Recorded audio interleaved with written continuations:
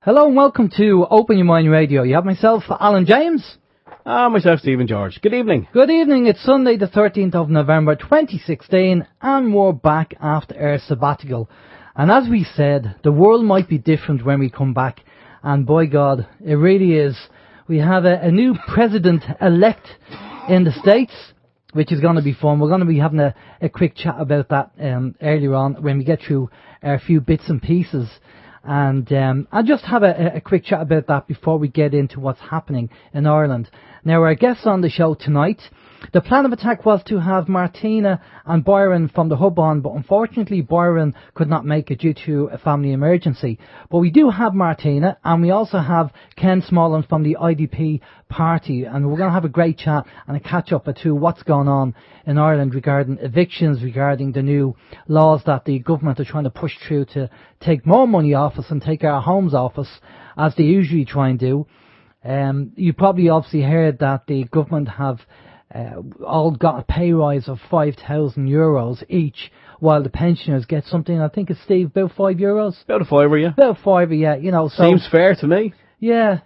So, mind you, they're not in it for the money, should they not, Steve? No. Of course not. They want to make changes. Right, okay. So before we crack on, let's find out what the communication channels are. Okay, communication channels this evening. The communication channels are email info@oymireland.com, by phone 046 927 1212, and you can also contact us direct through the OYM chat room. The phone number again, 046 927 1212, if you want to give us a ring during the show to ask questions to our guests. We also have the website, oymradio.com. You will find the 3 players up there if you want to listen to the show. We also have links to the Facebook anti-social media. You can find us there. There's a link to the Skype, there's a link to email, there's a link to Twitter. And we also have the TuneIn Radio link. That application is there on the website as well. You can download it for free, and you can listen to us 24 hours a day, 7 days a week. We also have, as I mentioned, the email, which is info@oymradio.com. If you're listening to the live show or you're listening to the podcast, why not drop us just a quick email, quick one-line email, just to say hi. Let us know that you've tuned in and where you're listening from. That would be fantastic. Thank you. Alan. Brilliant stuff. Now, before we go through our list of bits and pieces, I'd just like to say a big thank you to Thomas from the Truth, Honour and Integrity show for letting us play his podcast over the last 2 weeks. Again, Thomas did a great show last Thursday, and he revealed a lot of information about the elections, or the selection that went on in the States. So I recommend you pop over and have a listen to that. Again, obviously, for everything, use discernment, and if it resonates with you, that's great. But have a listen to that. Thomas has dropped some information there that's well worth listening to. So you can pop over there. You can also find Truth, Honour and Integrity Show on the Facebook page. Just type it in there, and there will be a link to his show on that from last Thursday. Right. Let's get started on a few bits and pieces. Again, I'd like to say thank you to Marielle, who's one of our listeners. She sent us in a book called The Ultimate Conspiracy, which covers the biomedical paradigm, written by James McCumsky. Thank you, Marielle, for sending in the book. I will get around to it. I'm just reading 2 books at the moment. One has got to do with the story of Ben Rich from the Skunk Works, and another one was got to do with near-death experiences, written by a neurosurgeon who actually had a near-death experience. So I'm looking forward to having a read of that book, and when that's done, I'll be getting onto your book as well. So that's all on the list. Again, as usual at OYM, loads of things to do. But there you go. Steve, over to you. Well, you do enjoy reading, and you're never happy unless you've got a book in each hand. It's fun to watch him drive the car, though, when he's reading the book. Talk about don't text and drive. Yeah. Anyway, he has the books up on the dashboard. Anyway, just in relation to emails and the chat room, we actually had an email during our time off there the past 2 weeks, complaining that we have locked down the chat room. The email was a bit of a rant from somebody who gave an email address, but it wasn't real. It was a fictitious one. So we did actually reply back to them and wanted to let them know why we did what we did with the chat room, but obviously the email bounced back. But we're just guessing that this person they still wanted to have the anonymity where they could log into the chat room and possibly disrupt the show, be negative towards the presenters and also the guests and other people in the chat room, and just complete lack of respect for other people. But anyone who logs into the chat room, you will see there is a little disclaimer before you register, just kind of saying it's not so much rules and regulations, it's guidelines, where we just kind of ask people to respect the people on the chat room as you would in any walk of life. So if anyone does have anything that they don't like about the show, or they just want to have a pop at us, please do it with a valid email address, because then that will give us a chance to reply to you and let you know why we said what we said, why we do what we do, or why we didn't ask a particular question. But if you don't give us an email address, well then we can't shed any light on it. So sorry about that. That's okay. Well said, Steve. Right, okay. And just something that people might have noticed during the week with Enda Kenny. Did you see Enda Kenny's new friends by any chance during the week? His new friends? Yeah. No. He was sitting beside the Saudis. The Saudi Arabia, there was a bit of a meeting going on with Enda Kenny. And just so happens that we found out that Saudi Arabia will be running out of water in 13 years. And all of a sudden, Enda Kenny's new friends are having a meeting. Well. I wonder why. He's probably trying to push Irish water. Yeah. Yeah. There wouldn't be an interest there, would there, between the Saudis and funding Irish water to make it private with the old Dennis thrown in? You wouldn't know, would you? Well, by the way, I'll just throw this in the mix. I did go over to the Clinton Foundation website, and I went through the donors on the website. If people have seen Facebook, if you go to our Facebook page, I did a screenshot of it. And on the list of one of the donors, this paid to play, is Dennis O'Brien and Digicel. Between $10 million and $25 million donated by Dennis O'Brien and Digicel. By the way, Donald Trump was also a donor to the Clinton Foundation. So this pay-to-play thing, obviously something going on there. But there you go. Well, Steve, how's your week? How was your 2 weeks? Well, it's amazing when you say to people, we're taking a sabbatical. I mean, until you said it, I never really heard that term get bandied about, a sabbatical. It sounds like... It actually sounds like a nice relaxing time, where you're pampered. A religious retreat. It does. It sounds like kind of religious. Well, maybe a hint of religion, but it does kind of sound like where you are pampered from head to toe by, let's just say, some ladies where they will massage you and look after your every need. But it wasn't like that at all. So yeah, maybe we should just say in future we're having a break. Right, okay. Well, it wasn't really a break either, was it? Because we still got a lot done. No, it was grand. I have to say, just to speed things up, in relation to the election or the selection in the US of A, I was kind of in work during the week before we actually had the results, and I was planting I wasn't planting seeds, but I was just having a discussion with some people in the workplace whereby I was kind of trying around selection, not election. And I met with a massive wall of negativity, and people they couldn't get their head around what I was saying. And it nearly came to blows between me and a female colleague. I wasn't hitting her; she probably would have hit me. But she kind of said, "No, don't be ridiculous." And she really, I think her voice went up 2 octaves.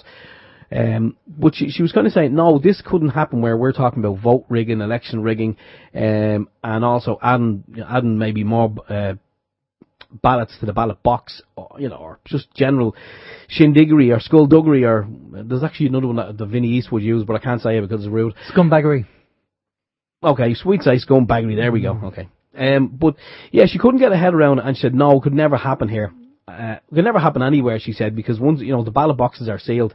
And I kind of threw it into the mix. I says, what about in Ireland where the elections, any election we have, be it for, I don't know, a new party or a group of clowns or whatever it may be.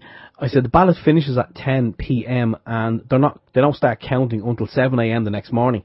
I said, anything can happen to those between those hours. And, no, she wouldn't hear of it.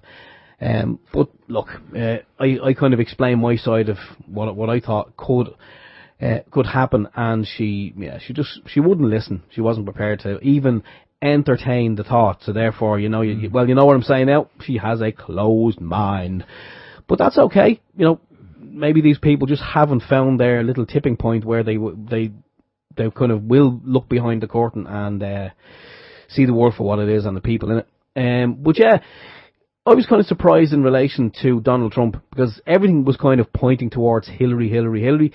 And I actually heard Donald Trump, when he was elected and the final results came in, he gave a speech. And I was just saying to Alan during the week, the speech could have been written for anybody. It really could.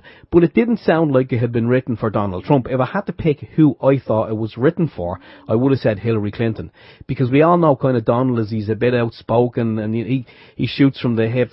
But the speech kind of wasn't shooting from the hip. It was very kind of calmed down, and you know, it did look like sound like it was written for Hillary Clinton. So we don't know if there was any last minute skullduggery going on there in relation. Maybe she was supposed to win. I don't know. But again, we're just going to have to watch and see what's going to happen over the coming weeks and months. As we also said during a couple of nights back in a Skype call, we also said, if something were to kick off, the fact that Obama is in power at the moment, and if something were to kick off, I believe he could actually kind of put this whole presidential thing on hold until whatever it was sorted out, be it World War III. So he still has a lot of power in his hands, allegedly. But yeah, let's see what happens. Let's watch this space. There we go. I've rambled on for long enough. How was your sabbatical? How was my sabbatical? Yes. Right. Okay. Well, before we bring Martina and Ken in, very quickly, I'd just like to say a big thank you to family and friends and my partner who organised a surprise birthday party for me. My 50th, and I'm going to admit it now. Thanks. Yes, I will say I'm 50. I'm now out of my 40s and in my 50s. Yeah, you can tell he's now has the pipe and the slippers. I know, and I know people have said to myself and Steve, but you sound younger on the radio. And actually, a couple of people did say to me, I didn't look 50. It's amazing what people say when you give them €50. But so a big thank you for that. And if you want to see what the actual what the birthday cake looked like, go over to Facebook and you'll see it there. They actually did it in like a radio presenter OYM kind of cake. So it was brilliant. Great night, and thanks to everybody that turned up. Really, really great. Had a great night there. Great memory for the 50th, so cheers for that. Now, the other thing that's on the list before we bring Martina and Ken in, there was a Facebook listener made a comment regarding the James Gilliland interview that we did. And he said, I think James Gilliland is a good guy, but maybe his discernment isn't infallible. Same with the OYM guys. They always say that if something doesn't resonate, they put it on the shelf for now. I think they are genuine. They are just seeking the truth, just as we are. No one has all the answers. I have heard a lot of OYM shows. I like the way they interview people. It was OYM that introduced me to Thomas. Well, that listener is bang on the money. We are trying to seek the truth. Nobody knows the truth or the whole truth, or maybe somebody does, but we don't know who they are. And every show we do, we're learning from the people that we have on the show, and we're like everybody else, just trying to find out what the truth is and educate people and educate ourselves. That's really what it's all about. You know, we're still, after 6.5 years, we're still two guys with two microphones talking about what's going on in the world and bringing people on the show to help us try and understand it. That's it. That has never changed, and that never will change. That's the way it's just going to be. So there you go. So there are the few bits and pieces anyway. So we're going to get a guest on. Now, Martina is involved with the hub in Dublin, and they are doing a fantastic job down there. The amount of people now, the hub, the people in the hub are volunteers. Remember, like the homeless charity, they're all volunteers. Nobody's getting paid. They're doing it out of moral conscience and to help people. All right, so, you know, donations to the hub, very, very important, all right? And they're doing a fantastic job, and they're helping so many people down there. As we say, Byron couldn't come on because there was a family issue there, a family emergency.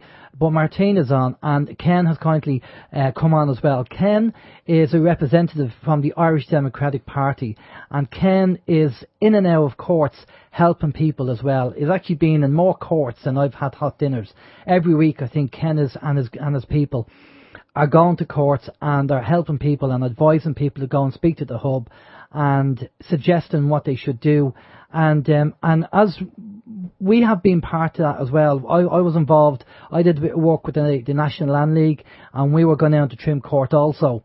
And we are helping people and talking to people and recommended the National Land League. Now, the National Land League have kind of downsized, and they're now covering kind of Dundalk, Drogheda area rather than being a countrywide service. So, but we'd always say, if you're around that way, go to the National Land League. If you're in Dublin, go to the hub, and there's a number of other groups around there as well. But definitely, the hub are well ahead in what they're doing and how they're dealing with cases and sorting people out. So, it's fantastic work that they do. So we'll bring them in and we'll have a chat and we'll have a catch up. Good evening, Martina and Ken. How are you doing? Hi there. How's it going? Listen, guys, thanks a lot for coming on the show. Much appreciated. Our first show back from our sabbatical, so I thought we'd get a catch up on what's going on, because I don't know, we see an awful lot going on with Facebook and what's happening with the evictions, the homeless numbers going up, more people being evicted. Ken, you just posted up a list of the amount of people going to court regarding evictions. And it's just frightening, the amount of people that are up in court. And again, the suicide's going up as well, because we don't forget, like, people get, it's very stressful. And some people feel that's the best way out of it, and I'm speaking from experience as well. We had a family member that did that. So I understand from that point of view. But before we get stuck into what's happening on a day-to-day basis, I'd like Martina to give us an update on the hub and what you've been doing and how you've grown and what's happening now. And then we'll go over to Ken and we'll get an update from Ken. So you shoot away, Martina. Okay. Well, first of all, I'd like to apologise if I feel a bit hoarse. I have a bit of a sore throat. I think everyone has it at the moment. We all have a bit of the flu. I think since the last time I was on your show, in July, we had a great success in the courts. You may have heard about the Langan ruling, excuse me. It was where, I think on the 16th of July, through donations raised by the public through the hub, a case was fought in the Court of Appeal, which reiterated what Byron had been saying for years, that there was no rates in Ireland, and that people were being brought into the court for possessions of their homes based on rateable value. So, in other words, the jurisdiction established in the court was under rateable value, but the rates have been abolished in 1977 on all domestic properties, and therefore, as a result of this ruling, houses were rated that should never have been rated and possibly should never have been repossessed either. So the whole thing is up in the air at the moment. We've people coming in who have had their homes taken or were brought into court under rateable value, and they're trying to go back into court and get the orders voided. Now, they should really be voided, because if a court does not have jurisdiction in the first place, how did it manage to give a possession order? So it's complicated at this stage, but we'll keep going at it. Okay, as we always do. Yeah. And it's a complex area, because a domestic property, there's a lot of clues in language, and we find the language in courts. You always have to watch it, because somewhere along the line, family homes became principal private dwellings, or principal private residences. And if you think of the word principal, what is it? It implies that it is your first. A principal is the first, and then secondary and all that type of stuff. So we think that, using that language as opposed to a family home or a family dwelling, which is protected by the Irish Constitution, has a lot to do with the way they were able to go into court and, use the legislation. But again, that's for another day's work, But the rateable value ruling was fantastic. Right. Has there been set a precedent for that, for people to use that? Has there been a case where it's been successfully used?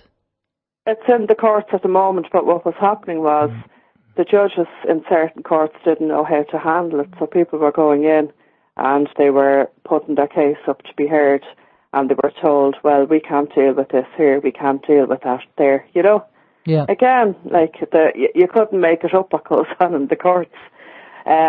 We do think that all the orders are void, but like that, when they give precedence to one, they're probably afraid of what will happen in the future.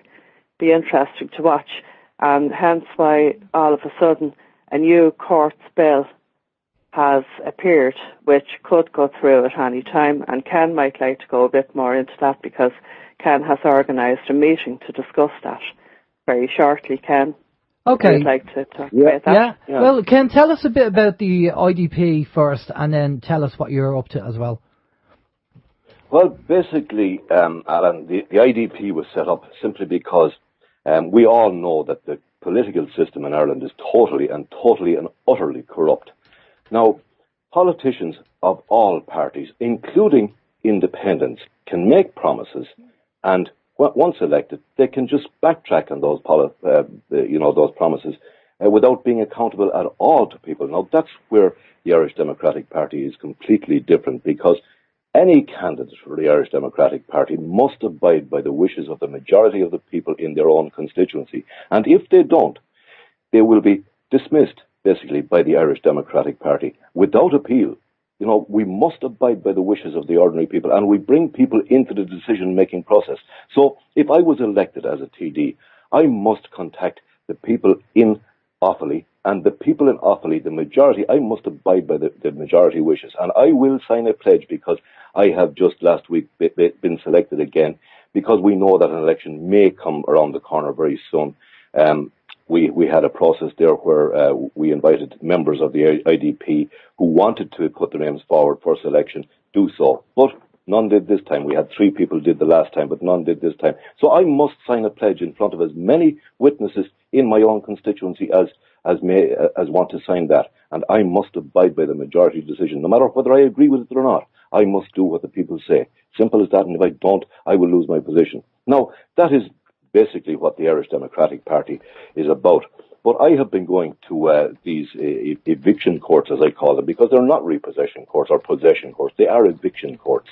The possession and repossession is just a sanitized word for what's actually happening there. And I do work very closely with the great people, the great volunteers in the hub, such as Martina and Adrian and Byron there. They're absolutely brilliant people. And tomorrow alone, there are 585 families in front of the eviction courts. And one of those eviction courts is in Castlebar, the home of our Taoiseach. And is he going to be there to support those families? He won't be there. There will be nobody there. And many of the courts that we go to, there are many people on their own, sitting on their own in these courts. Many haven't told their wives or husbands or partners that they're in this situation because they're afraid to. They feel that they let themselves down and their families down, their feelings of shame and embarrassment and loss of pride. And no matter what we say to people, you have people saying, well, you have to lose the fear. We have 300,000 families in this country who are either in mortgage distress or are on the verge of going into mortgage distress, meaning that many people are going without the basic necessities, some of the basic necessities, in order to survive properly. When I was knocking on doors at the last election, before the last election campaign, which I only got 3.5 weeks to do, but I was talking to so many people, some of them living on a bowl of soup a day, some of them living on a bowl of rice, some of them living on these pot noodles or packets of noodles, just so that they could service their mortgage. Now, those people haven't even been taken into account yet, because they're not officially in mortgage distress yet, and they're not facing the courts. So what we do in the courts is just approach people once their case is called. And what I do personally is I ask them, are you okay?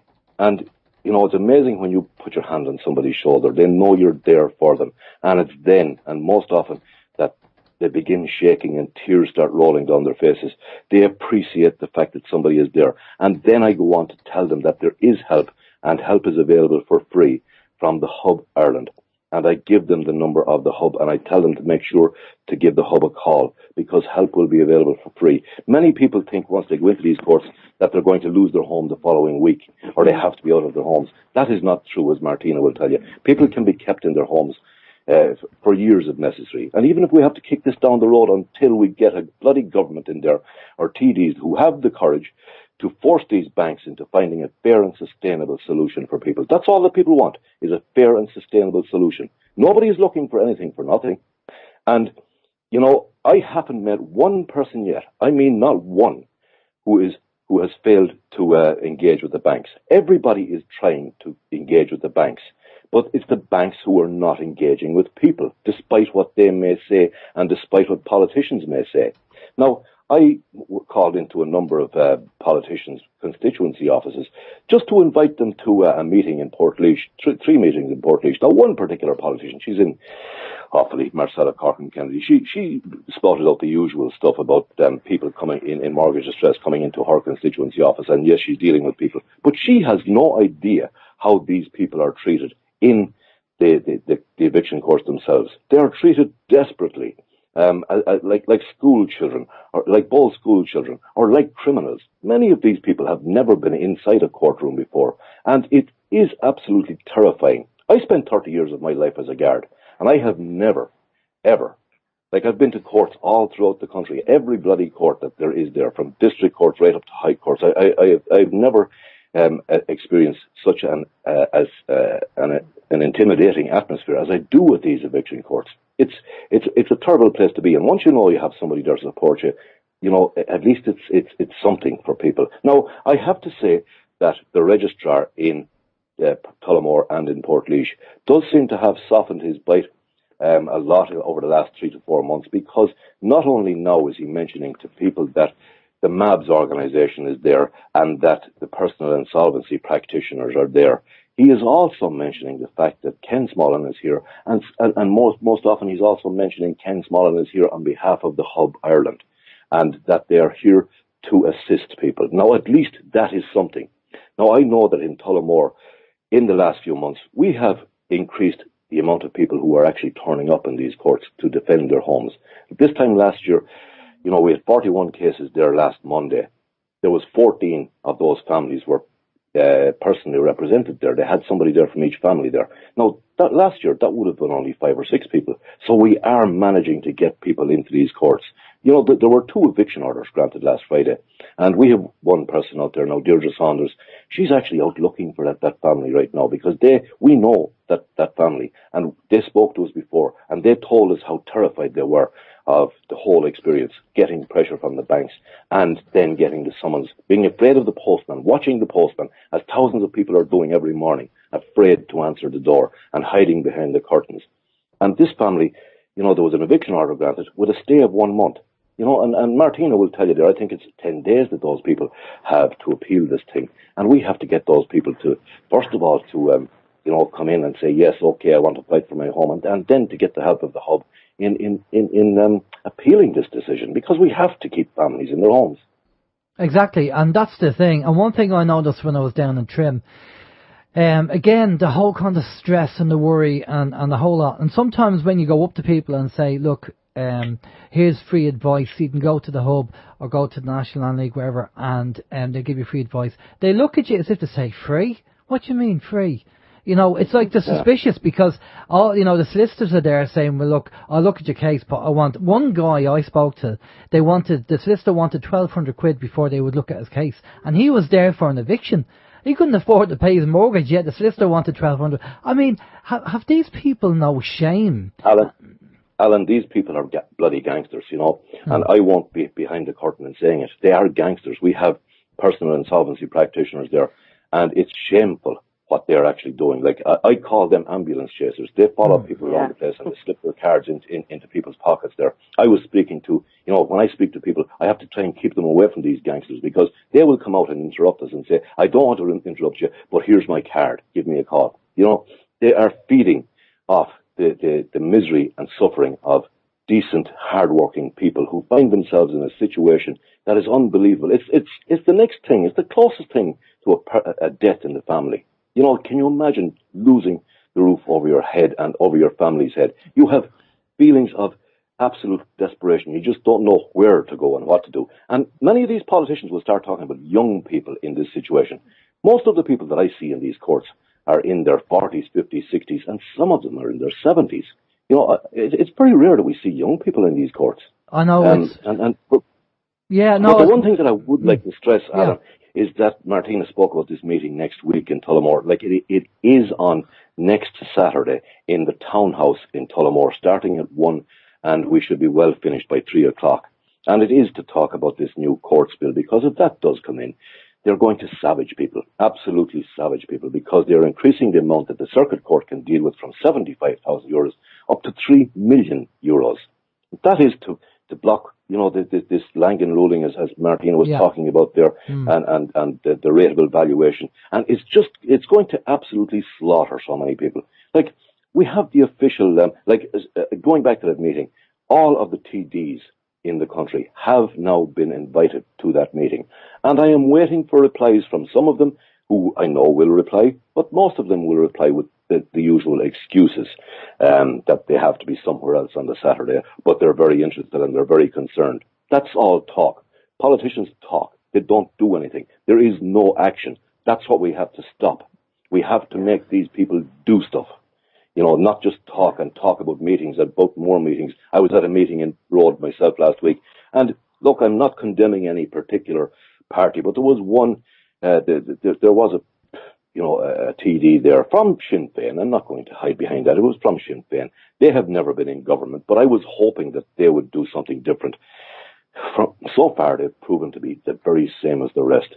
All talk, no action. All concerns, no action. Here's my understanding, Ken, and this is just my understanding because of my corporate background, right? And from where I'm sitting, the politicians, like Bertie O'Hearn, when he turned around and said that he should have spent the money and set up a stadium. You see, they want things that are tangible, like a hospital wing or a school or something. So when, after their 5 years of being in government and they leave, they can tell everybody how great they were. And, oh yeah, I set up that school and I set up that hospital wing. You see, people being evicted and homeless isn't a tangible project, right? It doesn't really, there's nothing there to show for it, right? It's only word of mouth. Oh yeah, well, I helped a few people from, being evicted, or we helped the homeless. There's nothing there for them solid, but they can turn around and say, look, see all them flower pots there that I set up, on the high street, I did that. And see them lampposts there that are painted green, I organised that. And that's what seems to be the case. When you speak to these politicians, they're too busy getting their flower pots and their lampposts posted and painted, and all this kind of fart arsing around with the small stuff, and not actually dealing with the problem in the country, which is evictions and homelessness. And of course the banks... Well, as you say, Alan, there's nothing tangible there for them. You see, this is a unique crisis insofar as, with any other crisis, we'll say, look at the health service there in the hospitals, what's happening. That's spoken about openly. But this is a crisis where people will not speak. They will not talk about their own financial circumstances. Most people, the vast majority, would actually talk about, if they had a sexually transmitted disease, they would speak about that before they would speak about their own financial circumstances and what would be perceived by their own family, friends and neighbours to be their financial failings. Nobody wants to be seen to be a failure amongst their family and friends. And unfortunately, that's the way we Irish people are. And I presume, look, it's not only an Irish thing, it's probably a worldwide thing. Nobody wants to be seen as a failure. Nobody wants to admit their failings. People will actually commit suicide before they will actually admit to be a favour and let somebody else deal with the consequences.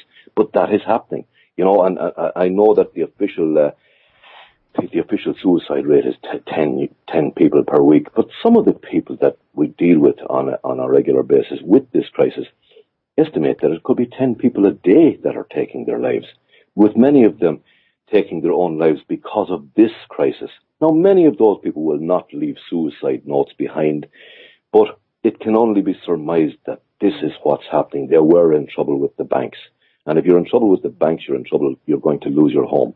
But, you know, if you look at those figures, there was an article written in the Sunday Independent. I can't remember who by now, about 3 months ago. But that's where I take those figures from, is 300,000, between the amount of people that are actually in mortgage distress and about to go into mortgage distress. He mentioned the figure 300,000 homes. We only have 840,000 mortgages in this country.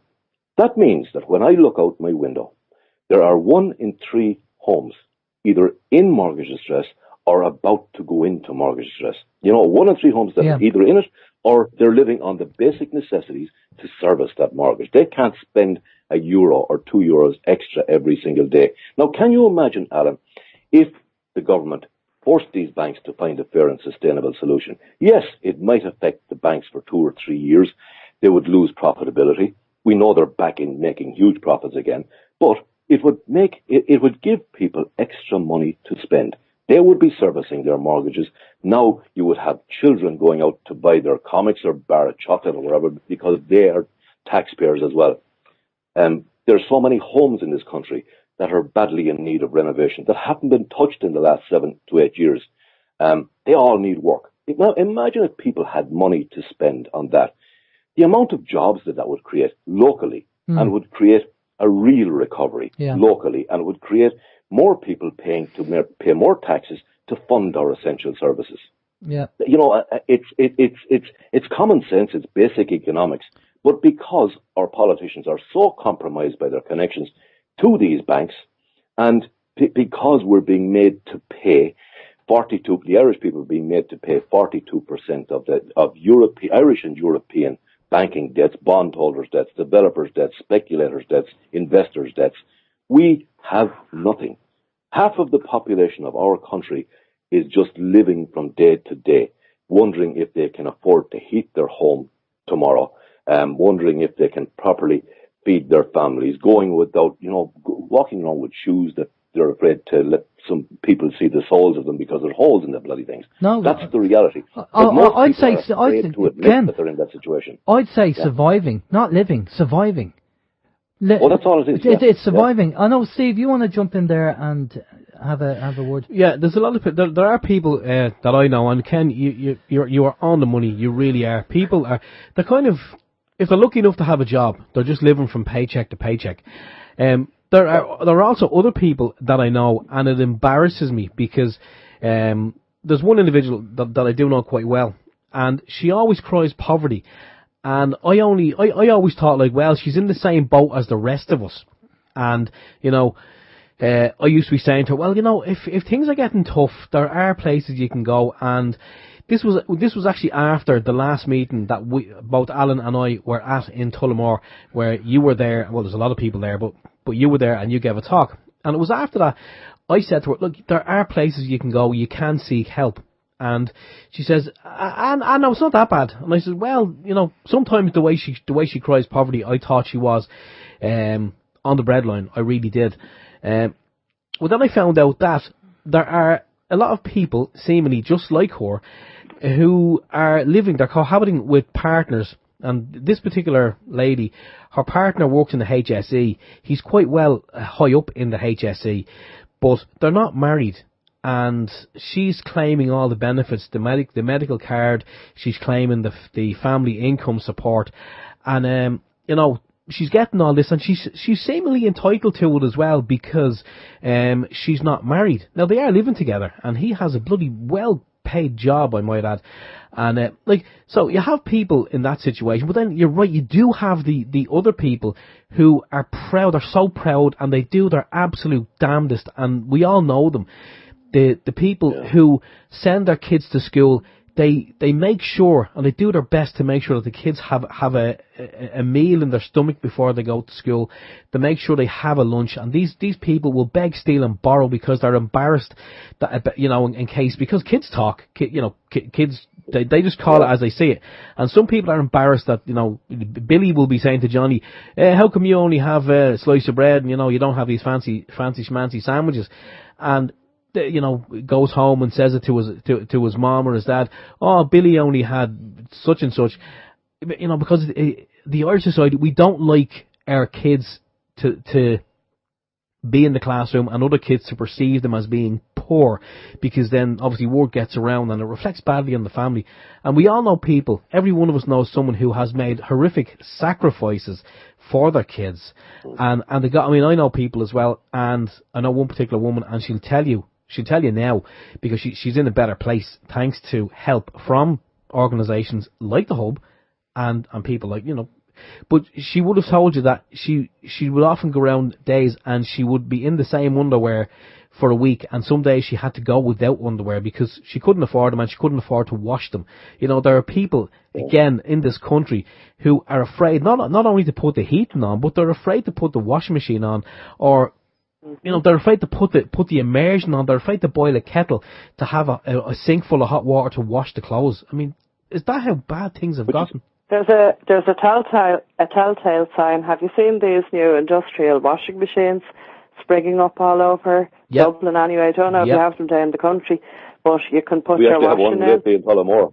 Yeah, well, in the radius of where I live, there's about 4 of them. And you leave your washing to it and you collect it. And they didn't come here by accident. No. I mean, somebody had business sense to see this was coming down the line and got in there quick. And I'll tell you, they're always busy. You know? Oh, they are. Yeah. They're always busy. I think we could talk about this all day and all night. Yeah.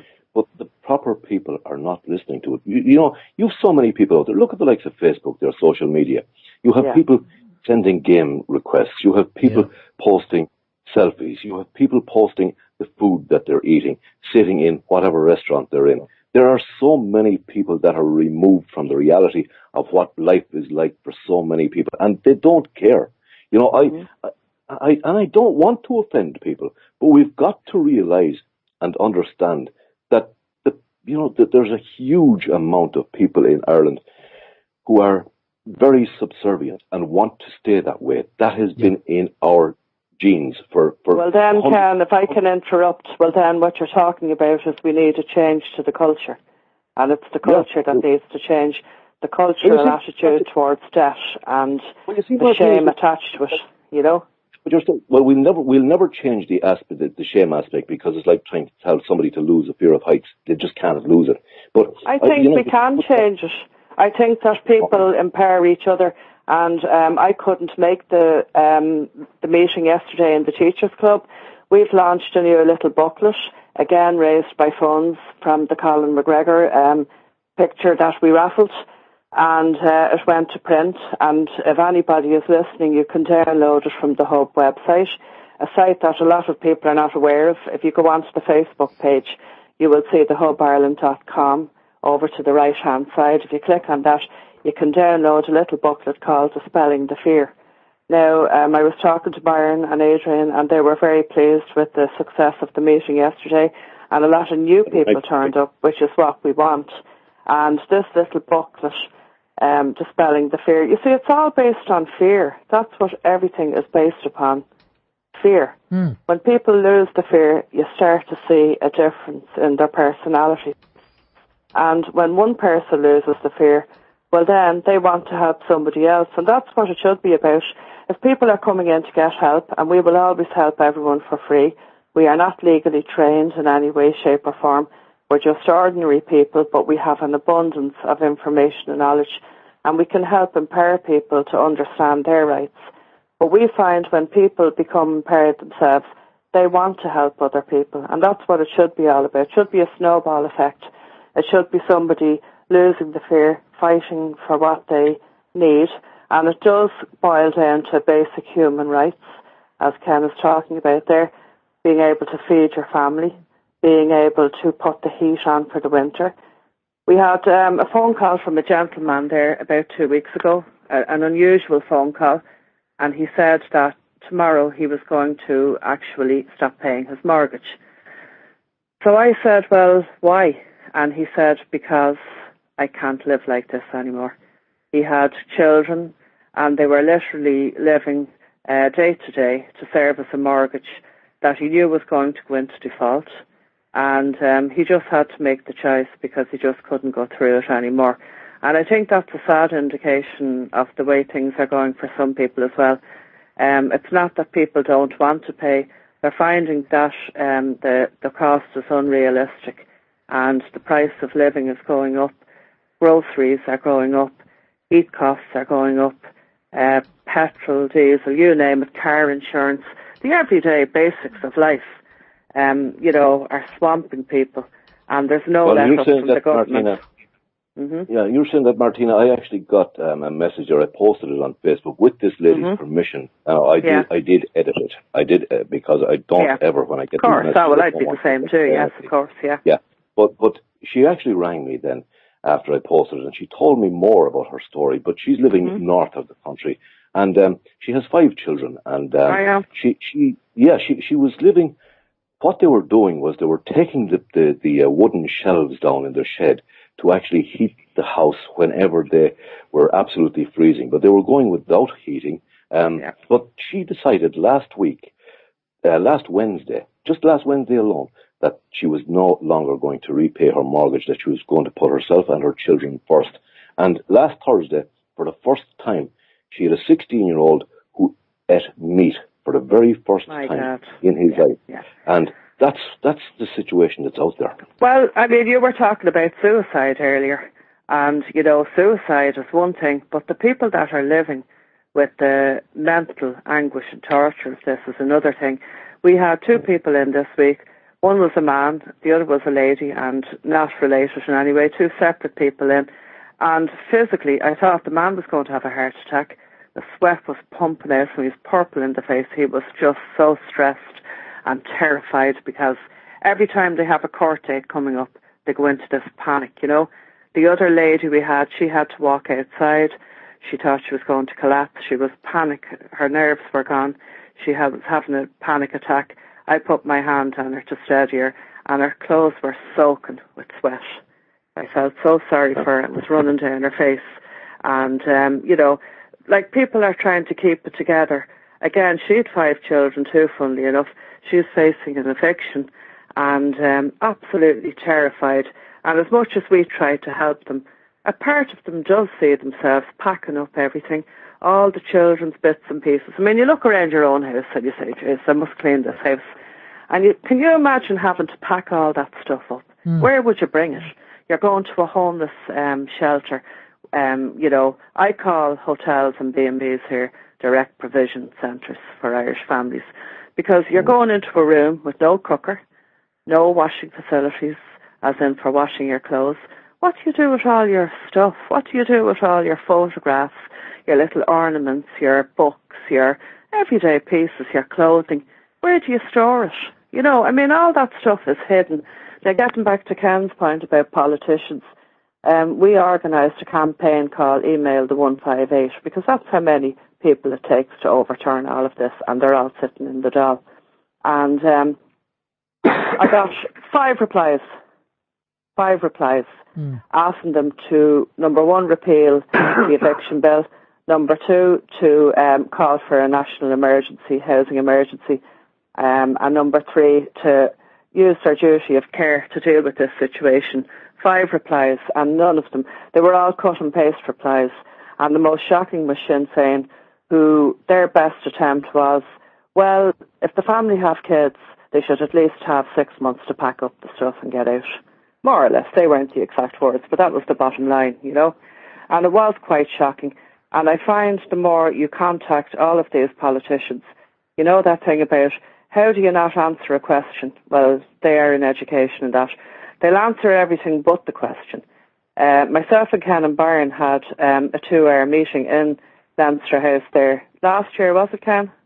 Yeah, it was last year. Yeah, and we never heard one thing back. And then it'll sicken you because all of a sudden you see them at Mental Health Ireland and they're giving out about this and they're saying, and they do absolutely nothing. Absolutely nothing. Martina, that's basically what happened. We had a Ward of Protest meeting in Kells, and Thomas Byrne TD turned up at that. Now, it was a rainy, overcast day, and we were there. And of course, he was there just to get a vote to show his face. He couldn't do anything. And he came up to me and he put his hand out to shake my hand. I said, I'm not shaking your hand. I said, you're a parasite. I said, you're only here to get your votes. I said, you won't do anything. You're only here so people will give you a vote and they'll, that's all they're there for. Gravy train, But don't forget, it's a new government and you have to be 2 years there to get the pension. So if you make a bit of noise, you're not going to get the pension if you're only a new TD. Of course. So you have to think of it like that. And the other thing is that, let's be honest about it and let's call a spade a spade. A lot of TDs are landlords. Now, if you saw the papers yesterday, Minister Coveney now is suggesting that we have a rental supplement for middle earners. So if they have a higher rental, I can't say the right words. You know what I'm talking about. If they want to rent, they get, but the thing is, he's advocating that people are helped rent. He's not advocating that people can keep their homes that they struggle to pay for. Yeah. That they were, encouraged by former governments, buy. And there was an economic crash, as we all know. Wages were lost. We had USC charges. We had property tax charges. We had austerity cuts. And now all of a sudden, we're told there's a recovery, but yet the monies haven't been recovered that people have lost. Their mortgages sometimes doubled, trebled, and this all led them into mortgage default. And it is the most silent crisis ever in the history of the state. Cromwell would be proud. What they're doing is they're going around and they're basically silently evicting people who do not know how to fight it. They go to their natural solutions, as in ringing the solicitor, and then they find out, oh, sugar, that doesn't work. What am I going to do next? The proof is in the pudding. If you go looking for statistics of how many solicitors have actually saved homes, I can't find them. No. Well, look, they'll win either way. Whether you keep your home or you lose your home, the solicitor's still going to get paid. You sit in courts and you never see solicitors saving houses, like. Yeah, but see, one of the chaps that we had, a guest that was on, and he's an Irish guy, chap called Kevin Flanagan, who's involved with Tyrannosaur. And Kevin actually wanted to find out exactly what the solicitors were taught. So he actually went and did the 3 years of law. He did a law degree. He did the 3 years because he wanted to find out what the system was. And this interview is available on OYM if people want to go and listen to it. It was in January 2015, I think, when we did interview Kevin. And Kevin said, on his first day for his first lecture, he turned up, sat in the chair, waiting anxiously, because he's looking forward to it. And the teacher came out, and the first thing he said is, your loyalty is to the court and not to your client. Yeah. That sums it up. But since when did the loyalty, when was the loyalty to the bank brought in? Well, this is the thing. This is a fascist state. This is the fascist state we're in, you see, because the corporations are dictating, because of the amount of money that's owed by the judges and by the solicitors, that the banks can actually dictate and control what's going on. And it's all a scam. Yeah, no, I think the element of human rights is very much missing from the courts. The courts are all about the money. Mortgage courts are all about the money. And we are missing, I suppose that brings into what you're talking about, probably explains a lot why human rights are not brought into the court. If the solicitors... Do you remember the legal interpretation that was? Do you remember that legal interpretation that was done on the Land and Conveyancing Law Reform Bill of 2013, which was the eviction bill? There was a legal interpretation given on that by a company in Dublin, by a legal company in Dublin called LK Shields. And one line of that interpretation actually said that it gave clarity and comfort to the banks. That's right. One mention of That's people, right. It gives clarity and comfort to the banks. Well, people forget, and I know, we're very proud of our heritage and our culture and all that type of stuff, but people do forget that we are also, for the moment, EU citizens, and yet we don't seem to use EU law in any way. There was an American barrister over observing what was going on in Ireland. She's actually a professor of law, and she was going around the courts having a look, and she was shocked to the core at what she was seeing. But she says she's more shocked that, there's no mention of human rights in the courts. People go in and, they have terrible stories. Ireland is one of the highest countries in the world, for instances of autism in children today. So you have a lot of people in court who might have an autistic child, and they're dealing with that, and that is hard to deal with because I have a nephew, and I know it's very hard to deal with. But then they're going into court, and they have that to deal with, and then they're trying to keep the home, and they're standing there in front of a county registrar, and they're trying to tell, oh look, I have this person at home, and they can't be taken out of the home. But what they don't realise is that it's not about what you say in this court, it's about what you put on paper. That's the sworn affidavit. But putting that in alone is not enough. People are not putting in their European rights, and we've a lot of European human rights as well, not to mention ordinary human rights. But that's where we've fallen back. And you see, as the Hub Ireland, we're only learning as time goes on as well. Yeah. That, these eviction courts, as Ken calls them, giving comfort and clarity to the banks, that's exactly what they do. They don't really point out to the human being, well, it is your right. The European Social Charter and Revised Charter from the Council of Europe gives a few articles that would tie in with this. And Article 13 says, anyone without adequate resources has the right to social and medical assistance. The family, as a fundamental unit of society, has the right to full, appropriate social, legal and economic protection to ensure its full development. Now that sentence alone, the family in Ireland is not being protected. It really isn't, because, the courts are not protecting it, and no one is telling people that they have these. Well, can you imagine tonight alone how 585 families, no, that's families, multiply that by an average of 3 or 4, that's 2,000 people, over 2,000 people. That's the size of a medium-sized town in this country. 585 families. Can you just imagine how they are feeling tonight, knowing what they are going to face tomorrow? Yeah. It's unbelievable. And we will not have change in this country unless we have people actually getting out to vote. 40% of the people in this country don't vote. They spoil their votes purposely. I don't understand that, because it's surrender. It's not protest. It's just surrender. But you look at where change did happen. Now, whether it's for good or for bad, we saw real change happening last week with the election of Donald Trump. There were queues of people waiting at the polling booths there. You will never have that in Ireland. You will have the polling booths with very few people there, 2 or 3 people going in at a time. They'll be sitting there waiting for more people to come in. 40% of people don't vote. And then those 40% of people will complain afterwards that nothing ever changes. We have to change it as a people, and we can change it. If only half of those people who don't vote went and voted, we would have huge change in this country. Right now, we have there's 94 seats still occupied by Fianna Fáil. Well, the Fianna Fáil-Fine Gael coalition, because that's what it is, or the Fianna Fáil-Fine Gael party, because that's what they are. You have Fianna Fáil, you have Fine Gael, you have Labour, and you have Sinn Féin. As far as I'm concerned, there are 4 branches of the same party. There's nothing whatsoever different between any of them.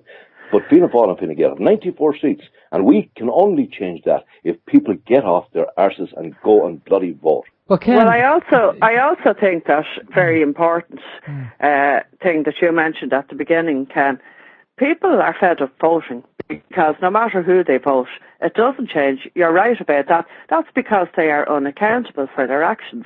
Nobody is ever accountable, and that's the problem. Can I just add, Ken, I'll be honest with you, and people know this from being on the show, I actually deregistered from voting, right? Because I'm not buying into this system anymore. They don't have my mandate, right? Now, Yes. you know, people talk about, in Ireland we have democracy. Democracy is mob rule, right? It's a fallacy. Yeah. And if you understand democracy, then you'll know what it is.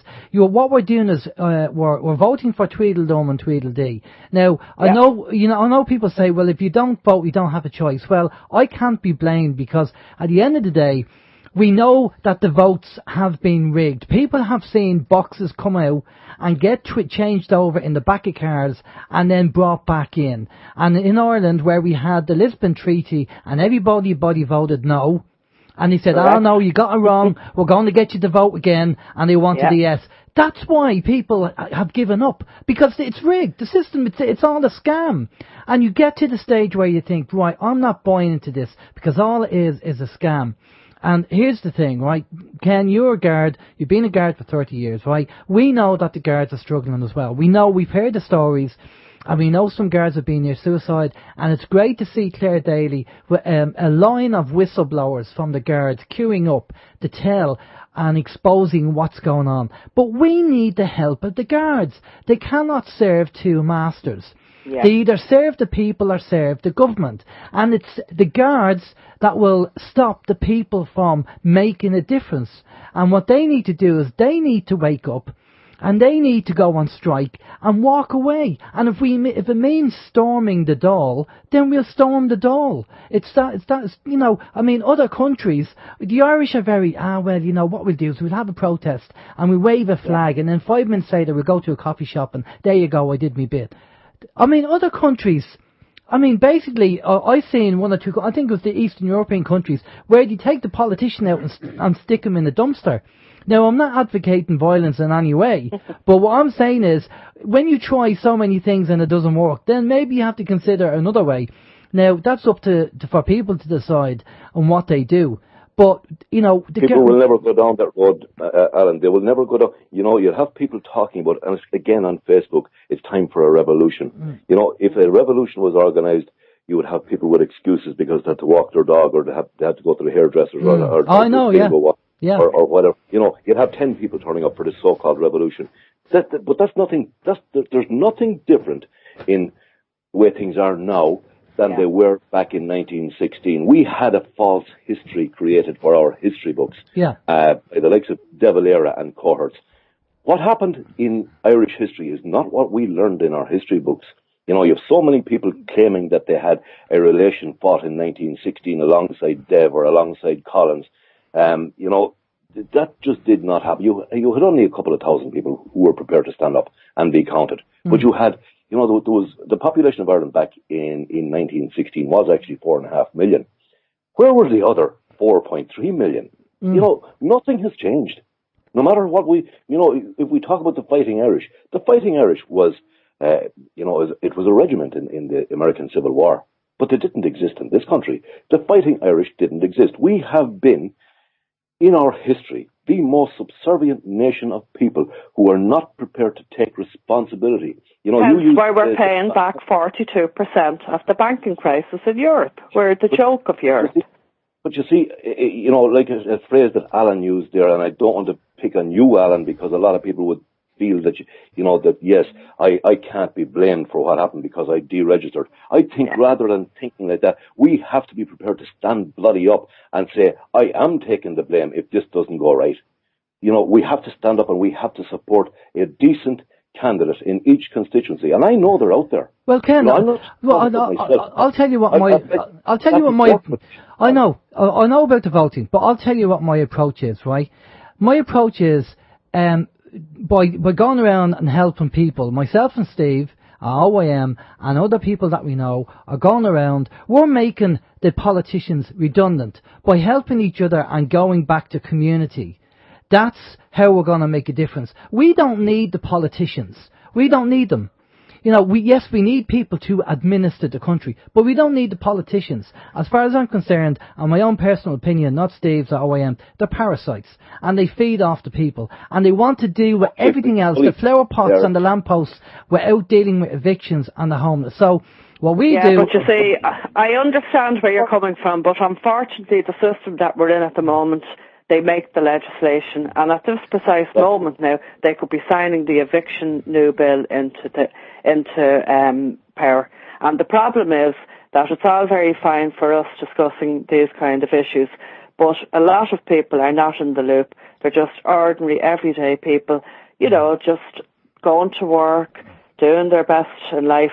They're not tuned into all of the stuff that we might be tuned into, and they get a letter tomorrow morning saying, you have 7 days or 10 days to leave your home, and they go into a wild panic. And next of all, you see them in the courts, I'm paying $1,500 a month, I'm doing my best. Well, we'll give you another 6 months. See you back in 6 months, and if you've not paid that, we'll be going for the full repossession. And they're walking out the door stressed. They're saying thank you to the county register. They're going up in a blind panic to the solicitor for the bank. They're going, oh, what will I do? What will I say? They're signing new contracts, which are engaging them into new contracts. And it's all chaos. It's complete chaos for people who do not understand. They're going to solicitors. They're going to other kinds of people who are promising them false hopes. They're paying money to people. They're going around like headless chickens, and all the time, all they can see is them being marched out of their homes by a sheriff coming, everybody seeing what's happened, dragged out of their homes, all their stuff being thrown into the dumpster, which doesn't happen, by the way, but this is the fear, and they're so frightened of it. And as Ken said at the beginning of the interview, sometimes they've not told their families, they've not told their partners, their children have no idea. And, that in itself is a burden. They probably become cross, withdrawn, difficult in the family. I mean, this is having a devastating impact on family lives and the social fabric of society. And I do get the deregistering. I understand it. And to be honest with you, politicians sicken me how they can look at their own children at night and know what they're doing to the kids of the nation, living in hotel rooms, etc., etc. But like at the end of the day, we have to work with the system we have at the moment.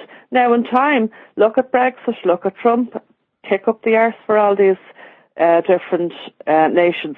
But at the moment, we have this civil bill, we have this new bill coming in, eviction bill, and we have to work with what we have at the moment, because every time we progress, something happens to stop that progress.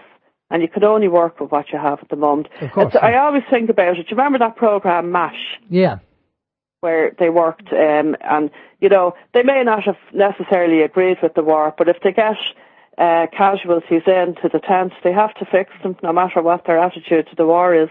And I always think of it a bit like that. We have to work with what we have at the moment. Now, that may change in the future, but at the moment, it's people, ordinary people, who have nowhere else to go, that we seem to deal with all the time, The thing about it is, Martina and Alan, is that we may talk about people deregistering because they're fed up with the system. We know that not one of the herd that belongs to Fianna Fáil and Fine Gael will deregister, because they want people to deregister, because if they do, they will get more support, and then they can do what they bloody well like. And that's another, and that's the other thing as well. Yeah, because, I mean, even the Trump election, love him or hate him, it wasn't that he got a huge vote, it was just the way people voted. And it's a bit similar over here. It's not so how many vote, it's what way the votes are cast and all that kind of stuff. Okay, we have a number of questions that has come in from the listeners, and they've been listening avidly. So Steve's going to go through the questions there. Steve? Yeah, we excuse me. We have a lot of stuff happening on both of the chat rooms there. I'm just going to go through them in no particular order.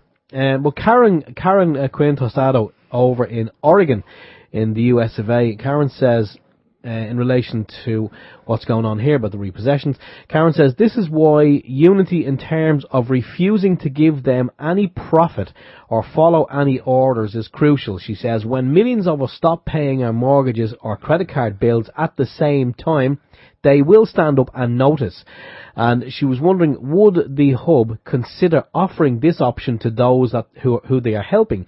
She said they'd have more money in their pockets, and their solution would be a legally binding contract, because no consideration was ever put up by the bank.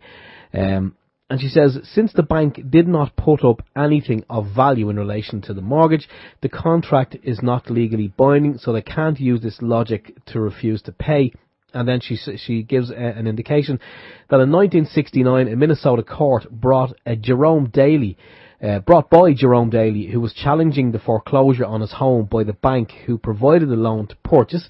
His argument was that the mortgage contract required both parties each put up a legitimate form of property, and the bank did not have the money in their reserves they created for the loan out of thin air, as we know they do. So Jerome put up his labour and time on the home, and they put up zero. We need to move beyond paperwork, badges, buttons and BS, she says. But, I mean, would that work here? If, let's say, for argument's sake, we decided on the 1st of December, everybody who was in mortgage distress and everyone who just wanted to make a difference and change the whole system, if we all just decided to stop paying everything.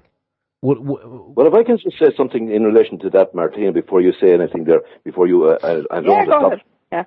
You know far more about this than I do, but you remember at one of the last meetings that we had in Portlaoise there, where there was approximately 300 people present. Yeah. Somebody actually stood up and said that. That's right. We should stop. We should take our money out of the banks and stop paying by direct debit. Yeah. Yeah, most of the room put up their hands and said yes, they would. I can guarantee you that not one person actually did that. They did. And don't forget, theory. To get a lot of services nowadays, even broadband services, they won't give it to you unless you set up a direct debit or a standing order.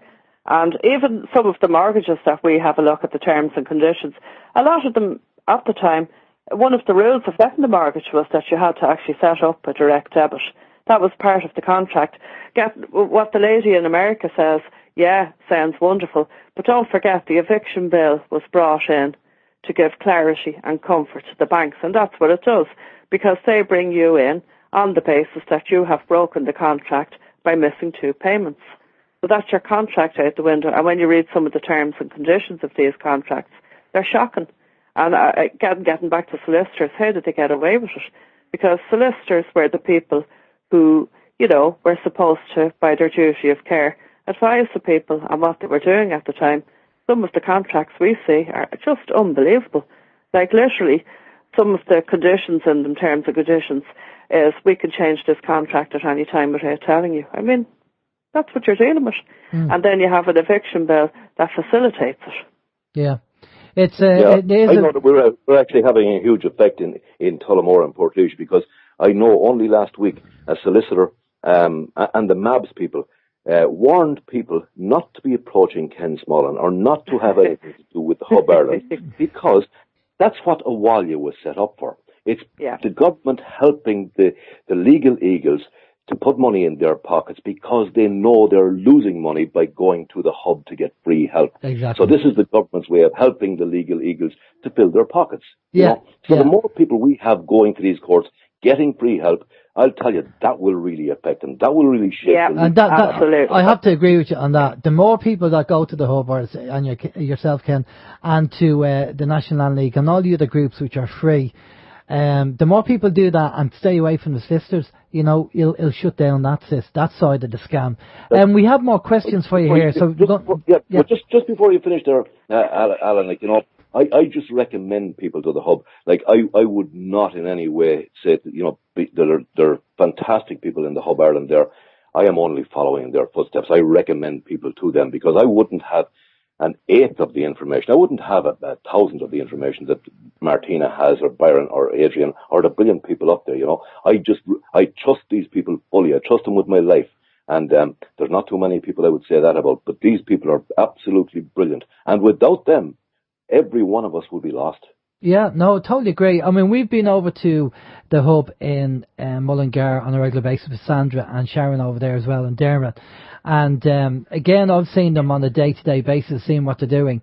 And again, it's fantastic work. And again, it's all volunteering, and people have to remember that, because when we did the stint, when I went down with Aisling Lowe to the homeless on the Friday evening, and I did an interview with Aisling and a few of the volunteers, and Aisling said to me after that, we met Aisling again, and she said when you did the interview on OYM regarding it, people thought that they were being paid. And when they heard that we were volunteers, they said they received a good few donations in because of it. Because everybody thought that they were being paid by the council or something, and not that the volunteers. But listen, we have more questions, folks. So what we'll do is we'll try and get the questions in. Steve? Yeah, we have a couple of comments as well. Chris says he dropped into the hub at Little Mary Street last week. He said they are true heroes working on donations from a humble but effective office. He can't praise them enough. He says if anyone has any spare cash, there is no better cause than the hub. And Dougie says that he knows people who have been evicted from their mortgage. They're finding it difficult because most people are now renting from private landlords because they cannot get a mortgage or get put on the housing list. Yep. And I'm guessing, as we already know over here, a lot of the private landlords just happen to be politicians, so it's definitely a win-win situation from them. Dougie also says he thinks people are protesting against the wrong things. He said they should be protesting about poverty, Obamacare, chemtrails, the Fed wanting to be part of the government, debt, Common Core. Trump and Clinton are bad choices. That's in relation to the election, obviously. And Joan also goes on to say, nothing will change until men and women withdraw consent to be governed. The system works perfectly well for those who benefit. It now needs to be utilised by men and women who are not sociopaths, etc. And Karen Quintostado in Oregon goes on to say, in relation to the contracts that we spoke of, she says, but the contract wasn't fully disclosed. We don't know what they falsely entered the agreement initially, so all other contracts are void, aren't they? I think that again, that's obviously going into the mortgage. If we Karen needs to come to the Irish courts to have her eyes open. It's obviously a little different in America. Okay. Well, it's not just a little different. As I keep harping back to the point, these eviction courts were specially set up. Yeah. They never existed before this mortgage crisis, so you can understand they're perfectly, set up to push, and they're all about the money.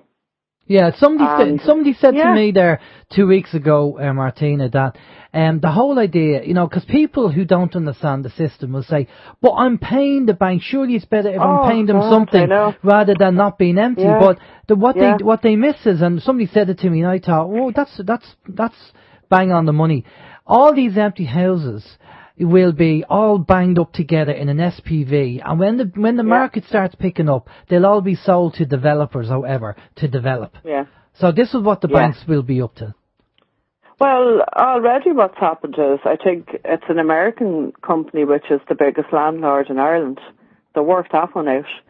And an awful lot of accidental landlords got caught in this too. They can't be demonised either, because, people who were self-employed may have bought a second property to use as a pension, as they were directed to do by their financial advisors, etc., back in the day. That's right. And then when the crash happened, suddenly the rents went down and they couldn't afford to keep up the mortgages, And as a consequence of that, they lost those houses as well. And they were swallowed up by large vulture funds, etc. And they're now making good money because the price of renting in Dublin at the moment. So, they were hit too. This goes deeper and deeper. And then, of course, there's the farmers. I mean, we have people come in and they're losing their farms over machinery, tractors, diggers, stuff they bought in the good times. And then the bank took back the equipment, more or less, so that they were driven into debt. And they're in the courts fighting for their lives, more or less. So this is a huge unseen thing. It's not just families, and it's accidental landlords, it's farmers.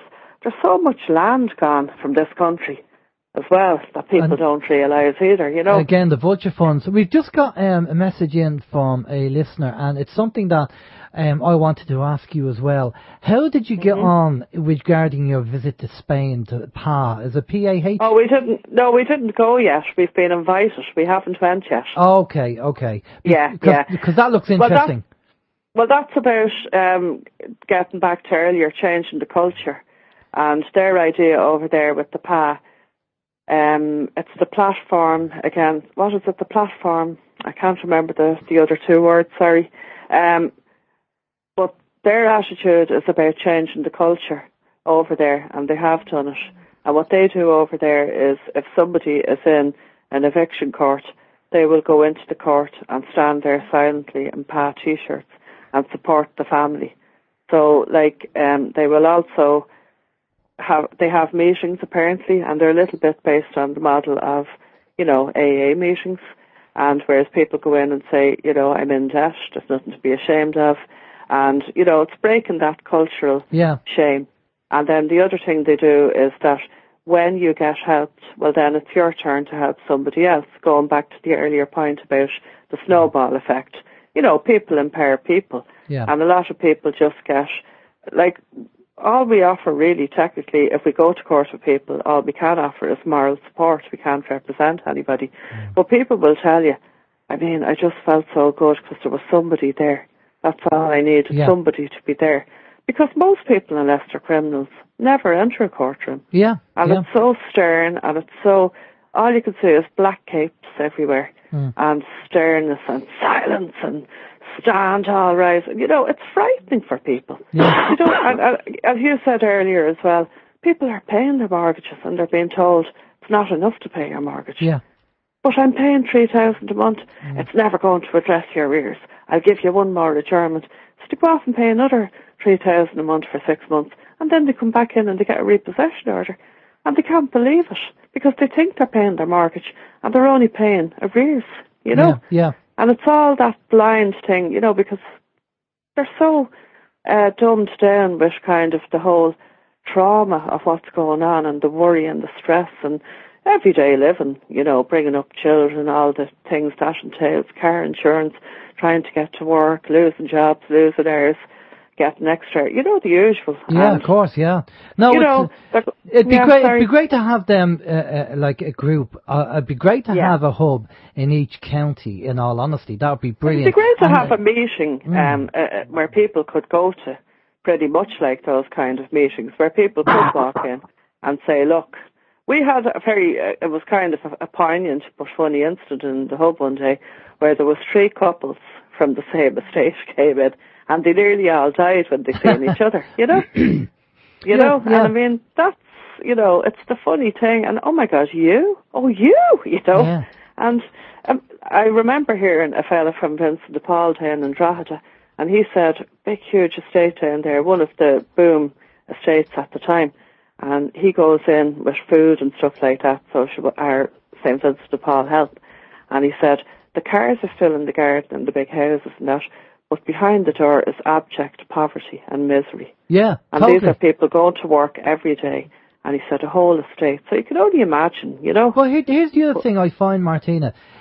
People's perception of poverty is, I hear people, and myself and Steve, trust me, are struggling like everybody else, and we're happy to turn around and say that to everybody that we're struggling, and we don't, we have old cars. My car is 16 years old. Steve's car is 96 years old. The original Model T Ford. That's it. You'll see it on Top Gear under vintage. So we don't have a problem saying that, but what you find is that some people's perception of poverty, they turn around and go, I can't update my car this year, or I'd only go on one holiday this year. Relative poverty, A holiday. Last time I had a holiday, a foreign holiday, last time I had a foreign holiday was in 2003.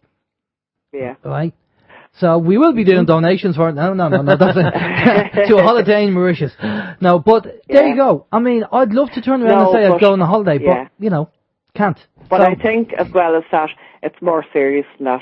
It's not just even about holidays. No, I know. It's about people just having something to eat. It's about going to your local hospital and being turned away because the queues are too long. And even the hospitals have become sinister places.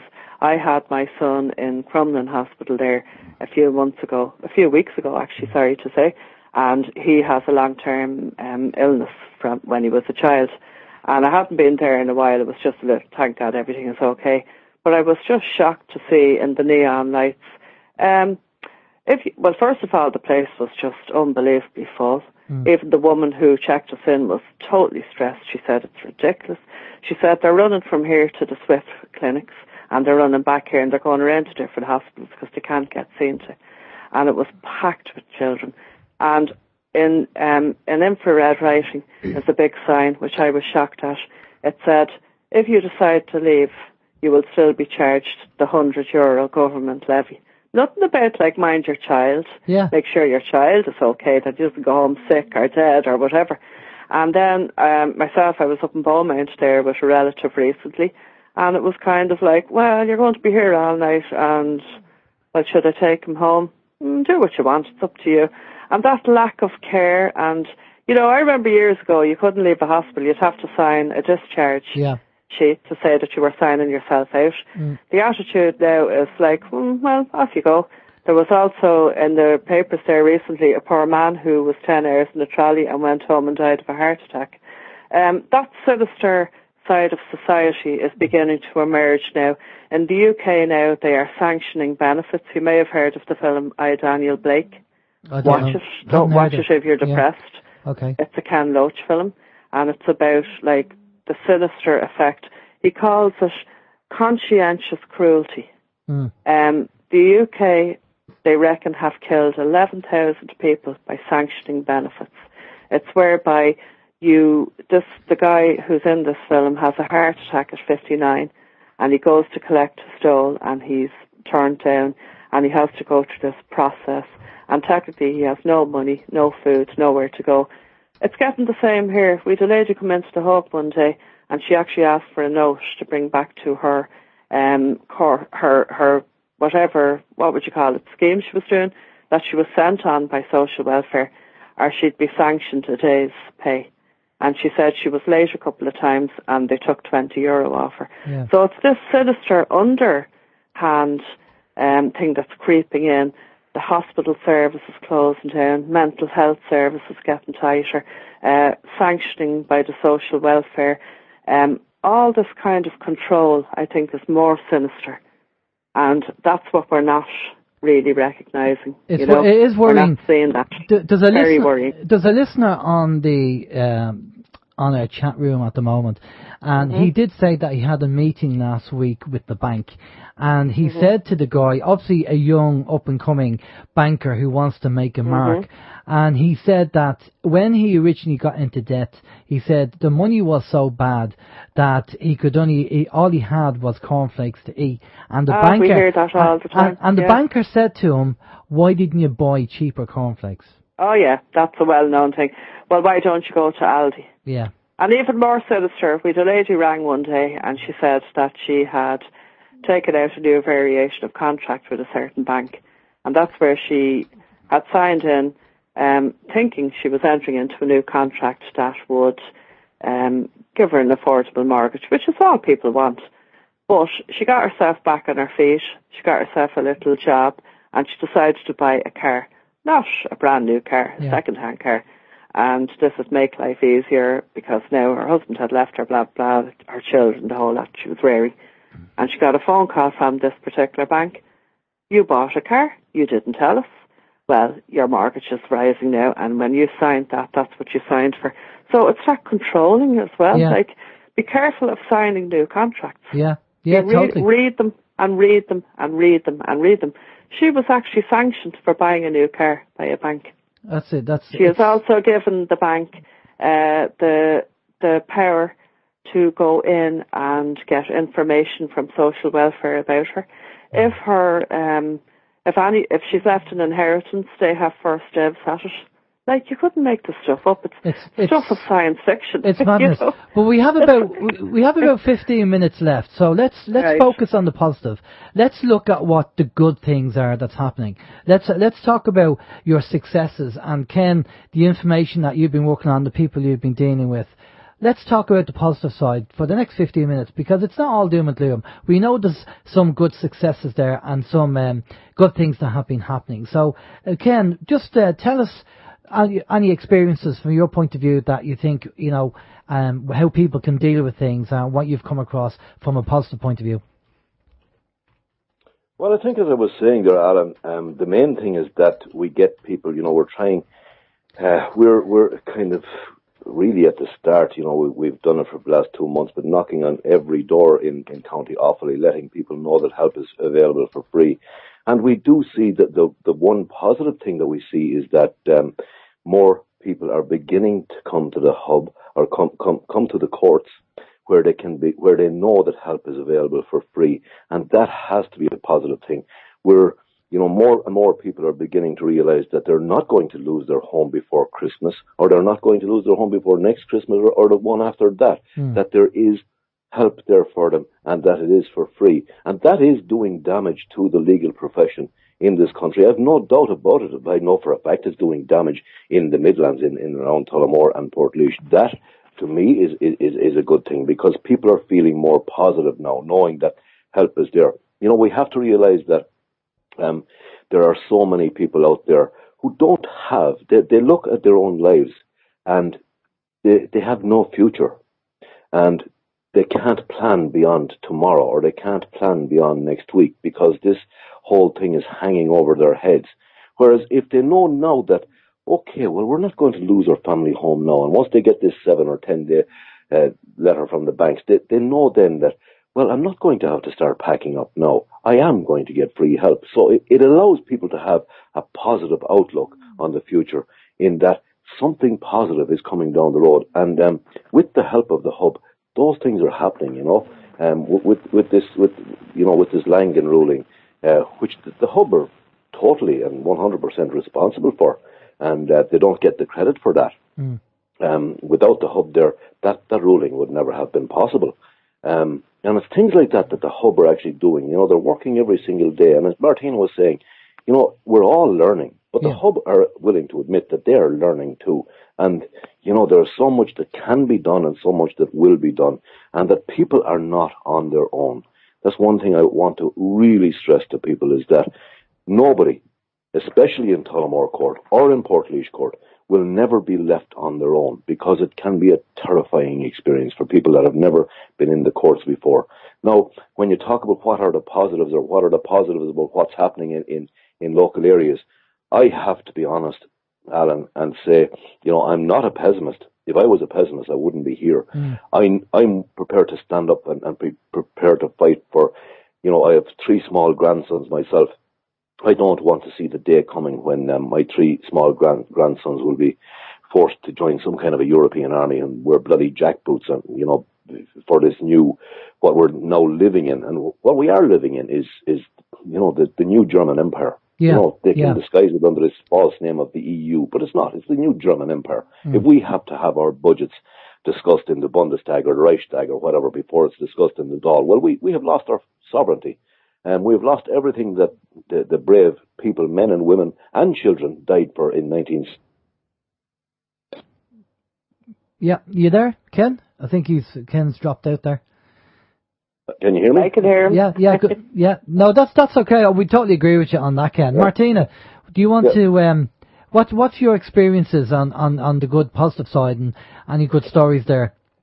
Yeah, the positive angle is that people become what's the word I'm looking for? Transformed? They have personality. Yeah, transformations.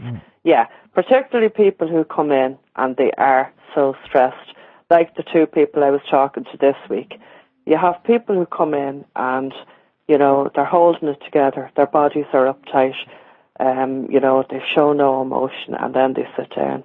And then with the gentle, because I've never met a more gentle person than Byron Jenkins and Adrian, but seriously, they go in there and whatever way he talks to them, they come out just so different.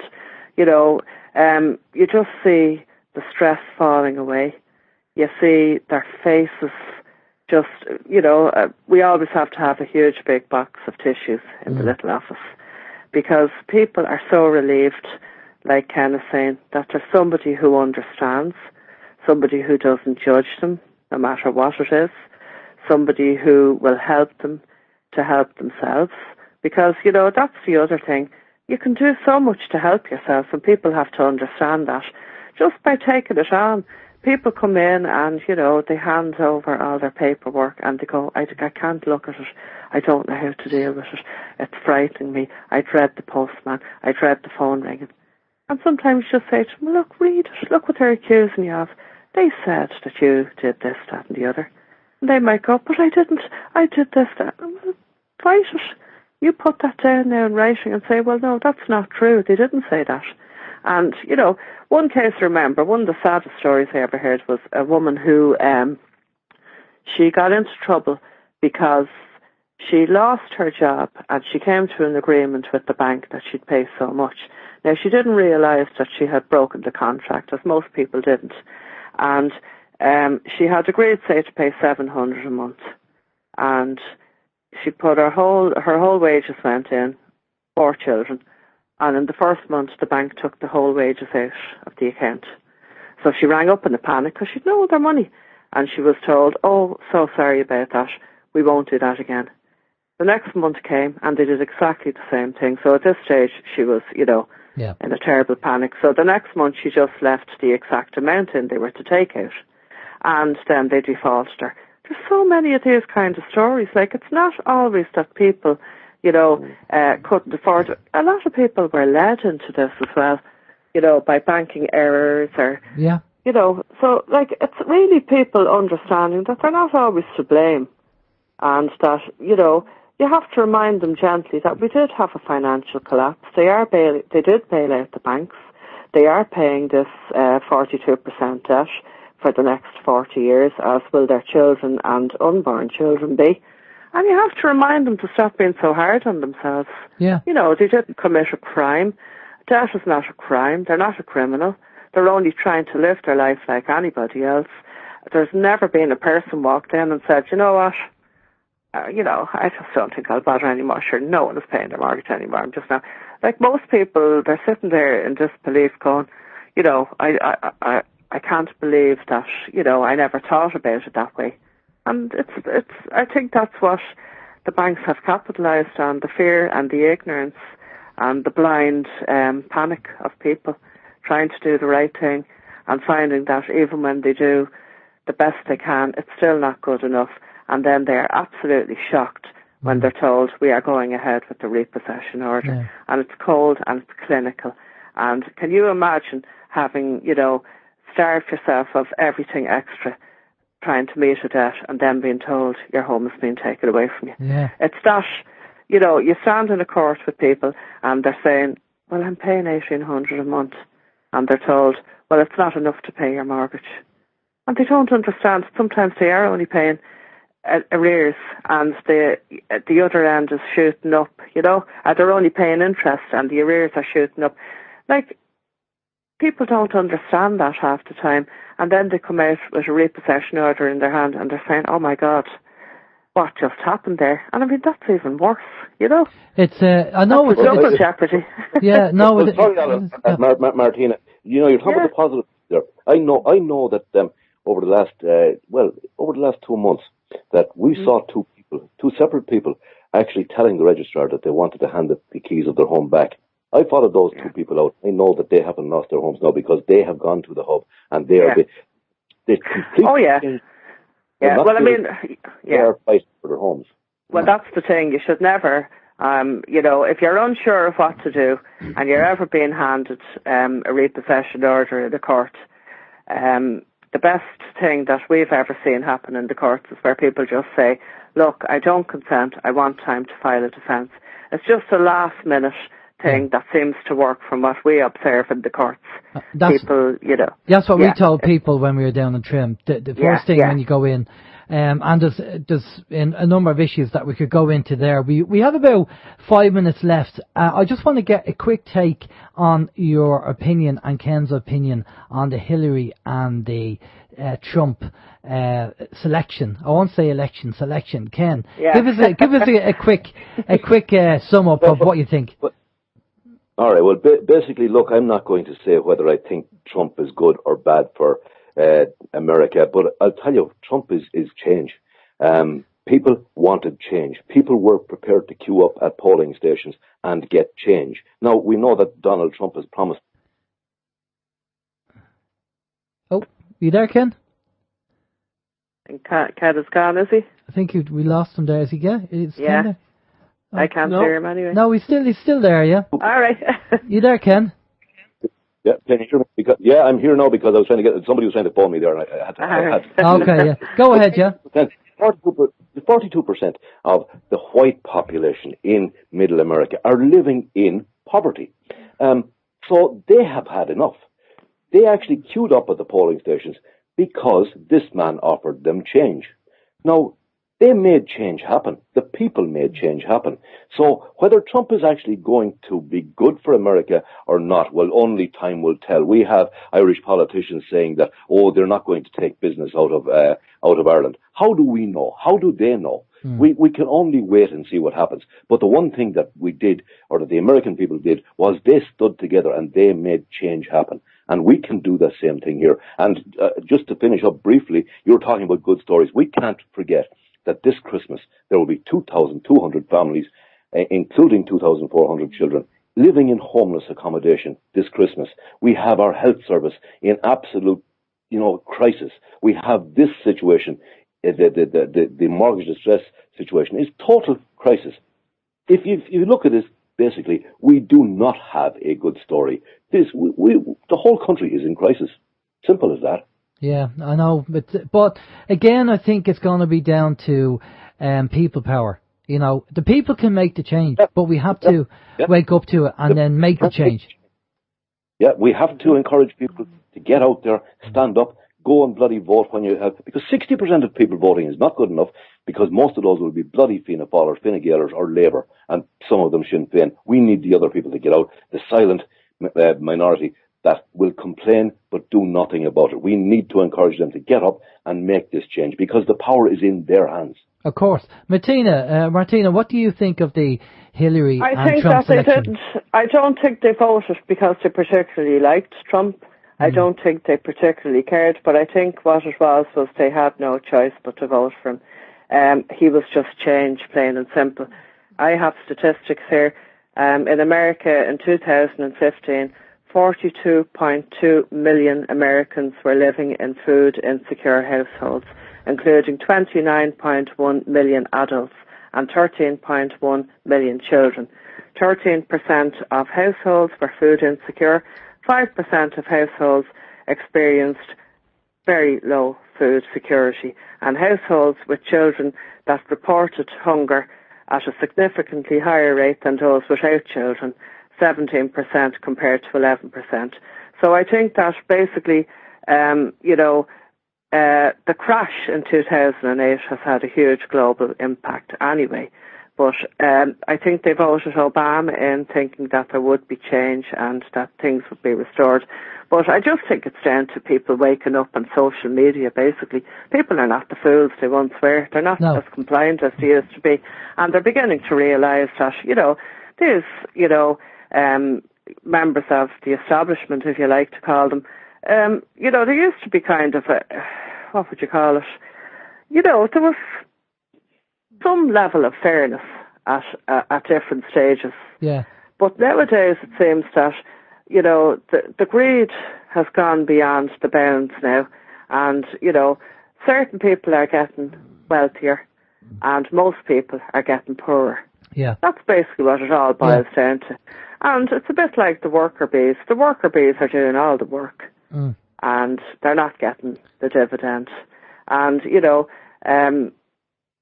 it's crazy to think that people are working and working and working and it's all going out to pay debt.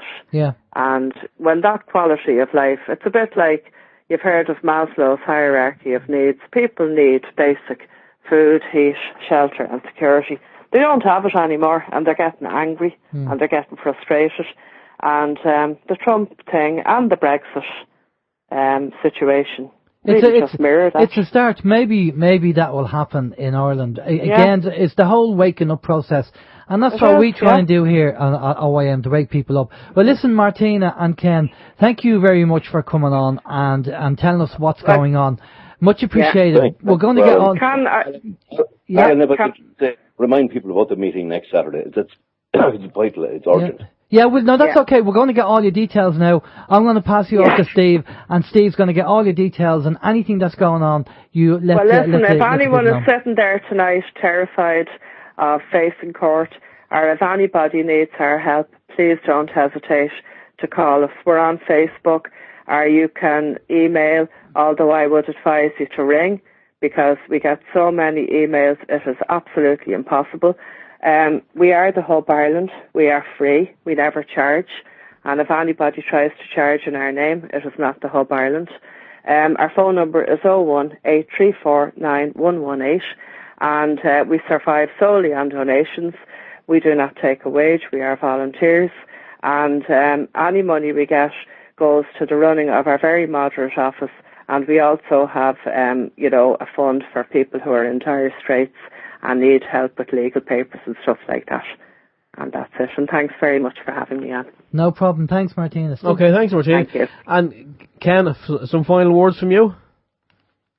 Yeah, well, basically that's it. Look, I will always work with the good people in the Hub there in Dublin, because, we're all volunteers with what we do. And we want to try and ensure to keep people in their family homes, because that's at least a start. And then we can work on the rest, but we must keep families in their homes. Simple as that.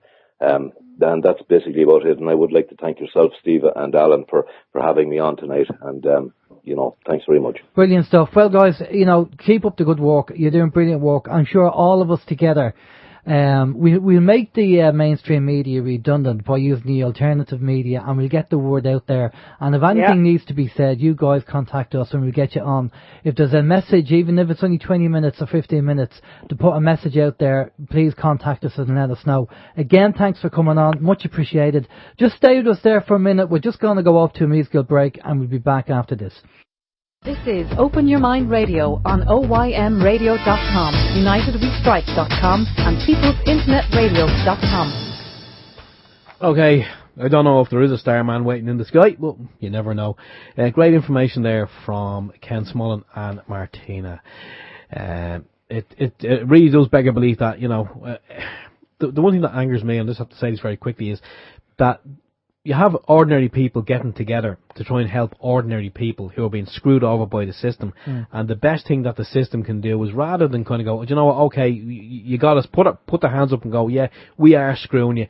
And more people are starting to realise it. They just kind of go, oh, we need some legislation. Yeah. And they will.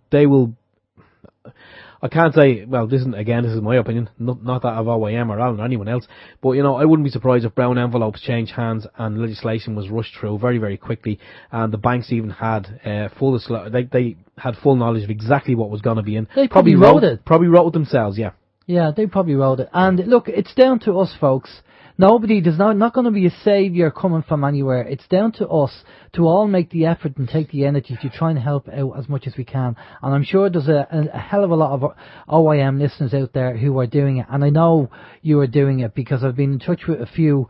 Myself and Steve have been in touch with a few of you. And I know you're doing your part as much as you can. And that's what it's all down to. It's all about helping each other. Now, there's a few things on the list here that we're going to talk about. But very quickly, for our international listeners, the Hillary and Trump selection that has been going on. I mean, for people who actually don't know this, George Soros funds a group called Move On, and it's Democracy in Action, and he's funding the riots that are going on in America.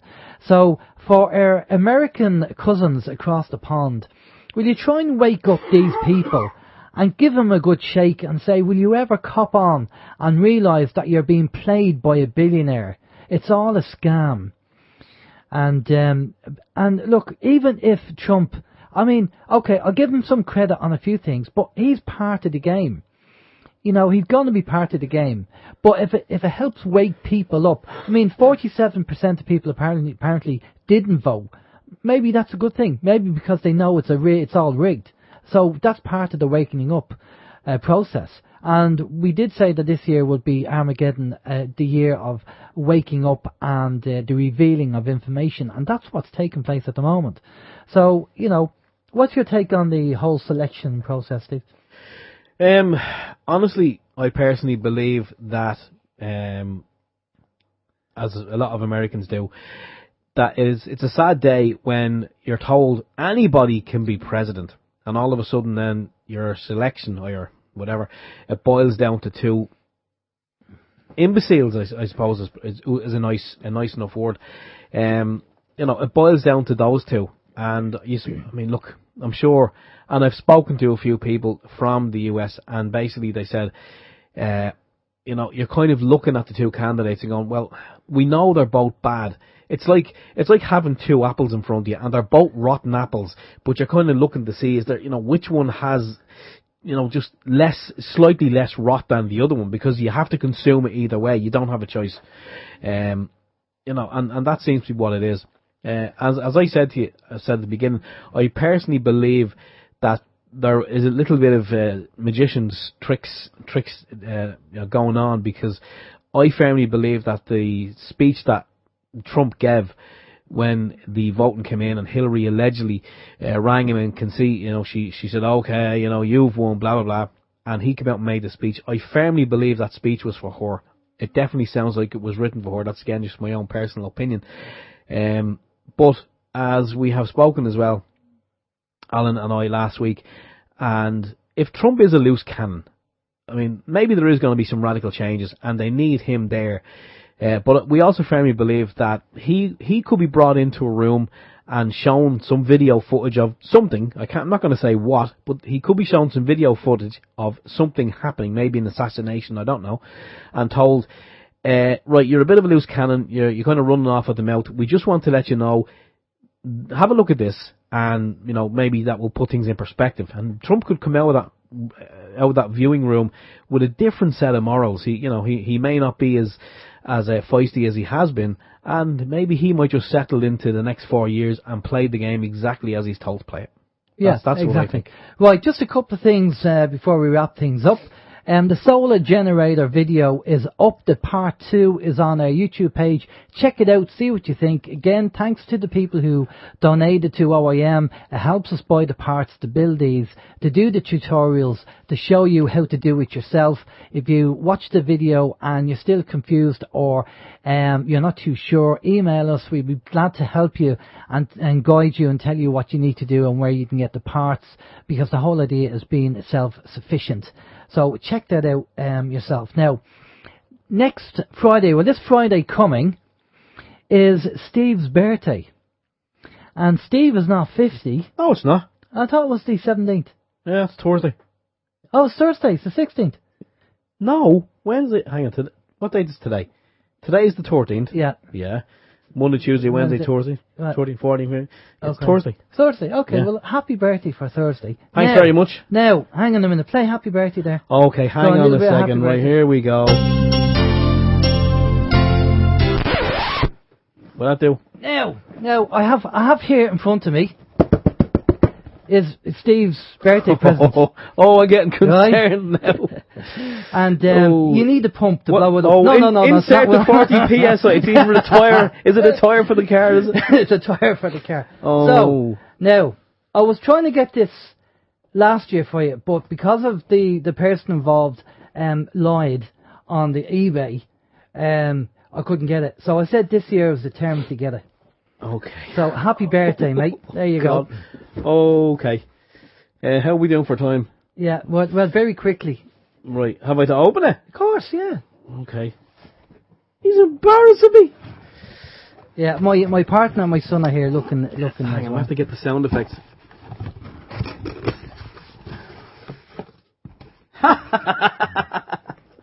Oh, look at that. Right, I'll hold that. Look at that. Pull it out from the side. She said last night. No, just... Right, you lift it. Wow. Oh, that is beautiful. It is, I am holding in my hands a box, and in the box is a model of a DeLorean car. This, thanks very much. That is beautiful. It's a 1/8 scale, Back to the Future, Part 1. So I won't fit in it. Because he's a massive fan. If you remember last year, I designed a cup for him. He did, and I still have it. And but this is what I wanted to get him last year, but the guy let me down. He lied. He said he had Part 1 when he didn't. So that's just a little happy birthday and Christmas Thanks very present as much. well. It's wrapped up, all right. Thank you very so much. there you go.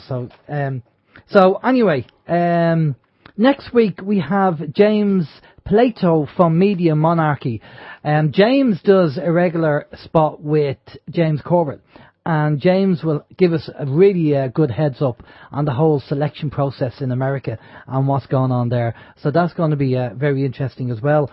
And don't forget, tomorrow night we have the supermoon. Now the supermoon, that's tomorrow night, means when it's a supermoon, it's the closest the moon will be to the Earth. The last time that was this close was 70 years ago, and the next time that is going to be this close will be 2034. So if you have a clear sky, because we do live in Ireland, and it's always bloody cloudy or raining, pop out and have a look, because we won't have another one of them until, well, 2034, another 70 years. So that's the supermoon.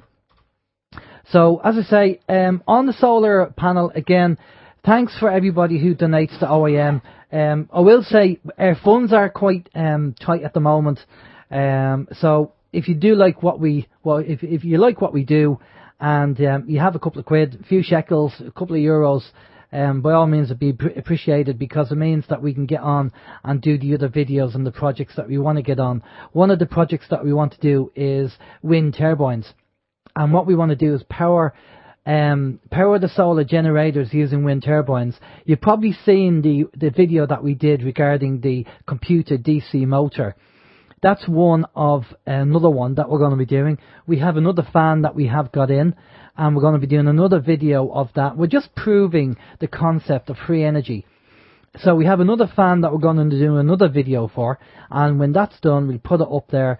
And we're trying to get people into the idea of how to generate energy and how it's possible to do it. And what we want to do is we're increasing each video we do of educating people.